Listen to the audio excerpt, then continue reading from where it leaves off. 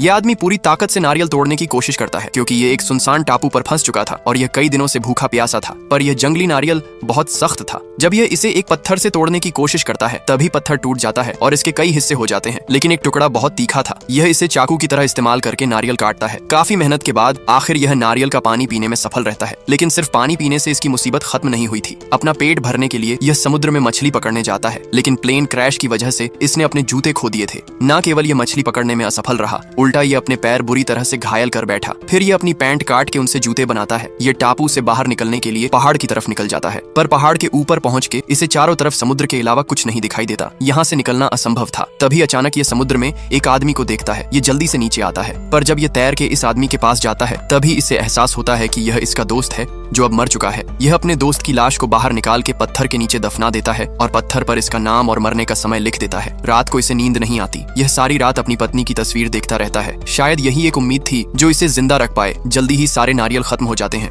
ये पत्तों से पानी की बूंदें इकट्ठा करके उसे पीता था। एक रात यह इतना भूखा था कि सो नहीं पा रहा था। तभी यह समुद्र में एक लाइट जलती हुई देखता है। ध्यान से देखने पर इसे पता चलता है कि यह एक शिप है। ये मदद के लिए जोर जोर से चिल्लाता है, लेकिन शिप बहुत दूर थी जो इसे देख नहीं पाती। अगले दिन यह लाइव राफ्ट से समुद्र पार करने की कोशिश करता है, लेकिन समुद्र की ऊंची लहरों के सामने यह लाइव राफ्ट टिक नहीं पाती और इसका पैर एक समुद्री जीव से टकराने से घायल हो जाता है। पत्तों से जमा की गई बूंदें भी अब खत्म हो चुकी थीं। अब आदमी का हौसला जवाब देने लगा था। तभी ये अपने सामने कुछ कोरियर बॉक्स देखता है। पहला बॉक्स खोलते वक्त यह उम्मीद करता है कि इसमें कुछ खाने को मिल जाए, लेकिन इसमें टेप्स के अलावा कुछ नहीं था। दूसरे बॉक्स में वॉलीबॉल और किसी के डिवोर्स पेपर थे। ये सब बेकार था। किस्मत से तीसरे बॉक्स में रोलर स्केट्स के जूतों का जोड़ा निकलता है। इस पर लगे तीखे ब्लेड से यह आसानी से नारियल काट सकता था। चौथे बॉक्स में एक लड़की की ड्रेस थी। यह शायद काम आ सकती थी। सिर्फ एक बॉक्स बाकी बचा था। जैसे ही यह इसे खोलने लगता है तभी यह बॉक्स पर पंख बने देखता है। यह बॉक्स खोलने से हिचकता है। इसे लगता था पंख उम्मीद का निशान है। आखिर यह बॉक्स को बिना खोले साइड पर रख देता है। फिर यह रोलर स्केट्स पर लगे ब्लेड से अपने कपड़े काटता है, जिससे यह एक बैंडेज बनाकर अपने जख्म पर लगा लेता है। फिर यह औरत की ड्रेस से फिशिंग नेट बनाता है